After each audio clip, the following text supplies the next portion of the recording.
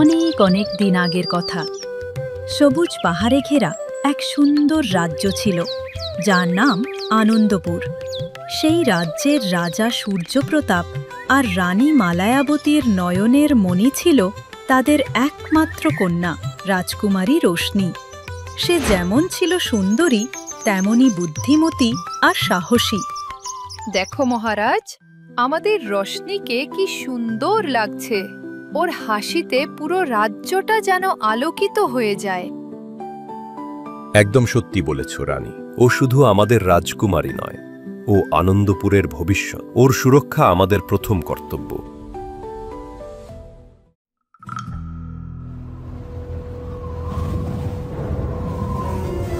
মা, বাবা, এটা কি হচ্ছে?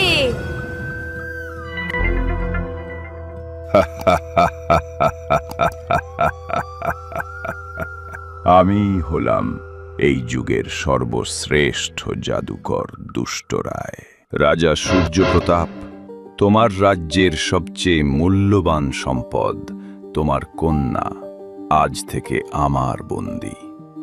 দুষ্ট জাদুকর, সাহস থাকলে আমার সাথে লড়াই কর, আমার মেয়ের দিকে এগোবি না। বাবা, মা, আমাকে বাঁচাও! আমার রোশনি, ওকে ছেড়ে দে শয়তান!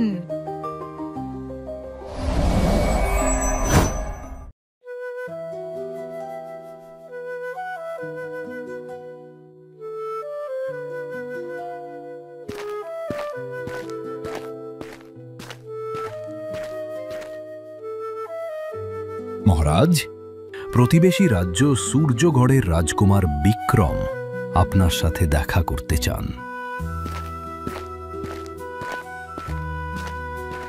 মহারাজ, আমি এইমাত্র রাজকুমারী রোশনির অপহরণের দুঃসংবাদ পেলাম।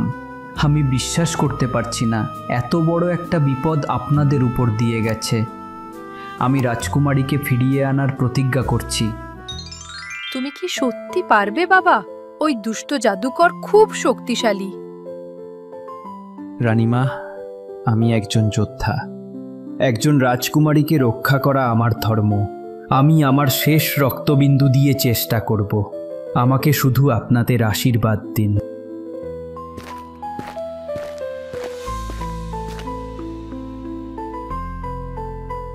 বিক্রম, এ হলো আমাদের রাজবংশের রক্ষক, পঙ্খিরাজ ঘোড়া পাখি। এ শুধু উড়তে পারে না, কথাও বলতে পারে। ও তোমাকে সঠিক পথ দেখাবে।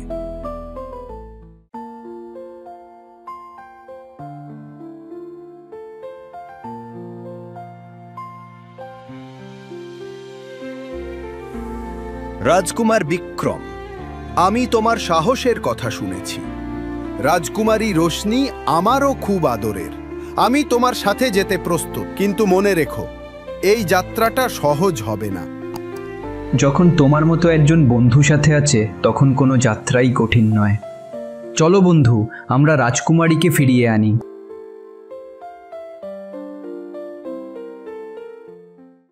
পাখি, আমরা এখন কোন দিকে যাব? দুষ্টরায়ের আস্তানা কোথায় হতে পারে? দুষ্ট জাদুকররা সাধারণত নিজেদের আড়াল করে রাখে। আমাদের প্রথমে মায়াবী জঙ্গলের মধ্যে দিয়ে যেতে হবে। সেই জঙ্গলের গাছেরা কথা বলতে পারে এবং তারা সঠিক পথ বলতেও পারে, আবার ভুল পথেও চালিত করতে পারে। আমাদের খুব সতর্ক থাকতে হবে। আমি প্রস্তুত। দেখা যাক ওই জঙ্গলের গাছেরা আমাদের কতটা বোকা বানাতে পারে।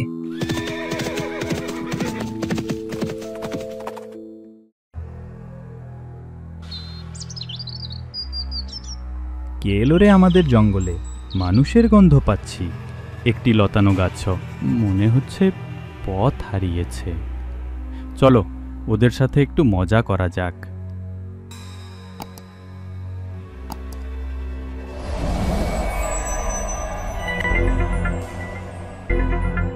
এই পথে যাওয়া মানা, সামনে বিপদ। ডান দিকের রাস্তা ধরো, সোজা পৌঁছাবে মিষ্টি ফলের বাগানে। রাজকুমার, বিশ্বাস করো না, আমি মিথ্যার গন্ধ পাচ্ছি। মিষ্টি ফলের লোভ দেখিয়েও আমাদের গোলক ধাঁধায় ফাঁসাতে চায়।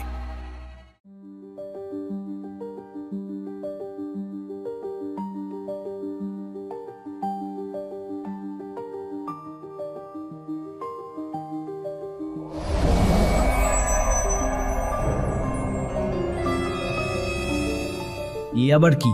একটা মূর্তি আমাদের পথ আটকে রেখেছে। এটা সাধারণ মূর্তি নয় রাজকুমার, এ হলো এই জঙ্গলের রক্ষক, নিদ্রা পাহাড়। সে 1000 বছর ধরে ঘুমিয়ে আছে। দুষ্ট রায়ের দুর্গ কোনো দিকে তা একমাত্র সেই বলতে পারে, কিন্তু তাকে জাগানো প্রায় অসম্ভব। অসম্ভব বলে কিছু নেই পাখি, প্রত্যেক তালার জন্য একটা চাবি থাকে। আমাদের শুধু সেই চাবিটা খুঁজে বের করতে হবে।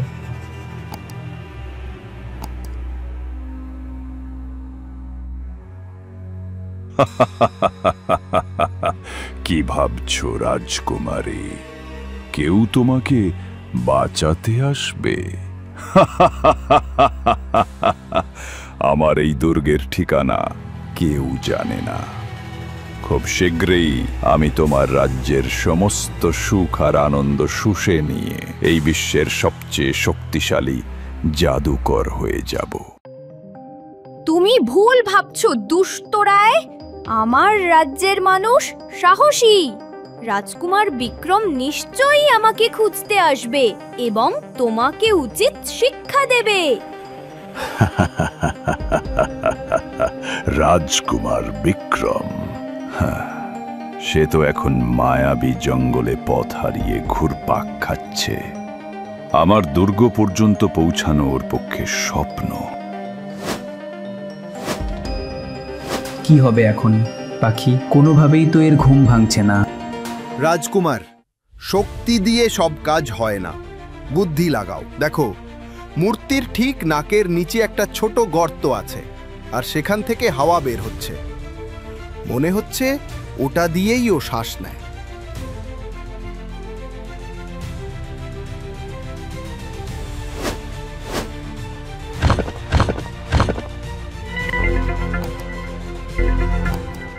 আমার 1000 বছরের ঘুমটা কে ভাঙালো? কোন সাহসে? আমি রাজকুমার বিক্রম। আমরা দুষ্ট জাদুকর দুষ্টরায়ের দুর্গে যেতে চাই। আপনি কি আমাদের পথ দেখাতে পারেন? দুষ্টরায়? ওর নাম শুনেই তো আমার ভয় করে। কিন্তু তুমি আমার ঘুম ভাঙিয়েছ, তাই আমি তোমাকে একটা সুযোগ দেব। আমার একটি ধাঁধার উত্তর দিতে পারলে আমি পথ বলে দেব। শোনো আমার ধাঁধা। আমার মুখ আছে কিন্তু কথা বলি না, বিছানা আছে কিন্তু ঘুমাই না, আমি সব সময় দৌড়াই কিন্তু এক জায়গা থেকে নড়ি না। বলো তো আমি কে? খুব কঠিন প্রশ্ন রাজকুমার। আমি উত্তরটা জানি। নদী। নদীর মুখ আছে, নদীর বিছানা, রিভার বেড আছে, আর নদী সবসময় দৌড়ায় কিন্তু নিজের জায়গা ছাড়ে না। বাহ, সঠিক উত্তর। তুমি শুধু শক্তিশালী নও, বুদ্ধিমানও। ওই যে দূরের কালো পাহাড়টা দেখছো, যার মাথায় সবসময় মেঘ জমে থাকে, ওটাই হলো দুষ্টরায়ের উড়ন্ত দুর্গ।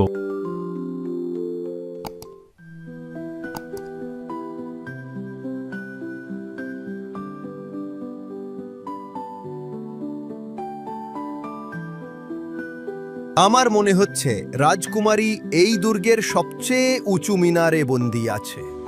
চলো তাহলে ওখানেই যাওয়া যাক। তাহলে ভেতরে যাওয়ার উপায় কি?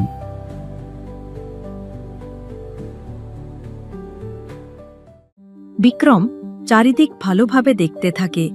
সে লক্ষ্য করে দুর্গের নিচে একটি ছোট সুড়ঙ্গের মতো অংশ আছে, যেখান থেকে দুর্গের আবর্জনা বাইরে ফেলা হয়। সেই জায়গাটি জাদুর বর্মের বাইরে। পাখি, ওই দেখো, আমাদের পথ পেয়ে গেছি। বিক্রম ও পাখি সেই সুড়ঙ্গ দিয়ে দুর্গের ভেতরে প্রবেশ করে। ভেতরটা অন্ধকার আর ভুতুড়ে। তারা সাবধানে এগোতে থাকে।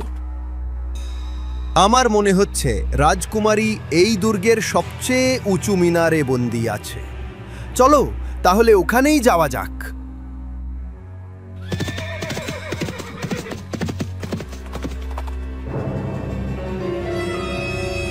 বিক্রম, পাখি, তোমরা এসে গেছো। আমি জানতাম তোমরা আসবে। চিন্তা করো না রোশনি, আমরা তোমাকে উদ্ধার করতে এসেছি। এটা জাদুর তালা, তলোয়ার দিয়ে ভাঙবে না। দুষ্ট রায়ের জাদুর কাঠের শক্তি দিয়েই এটা বন্ধ করা হয়েছে।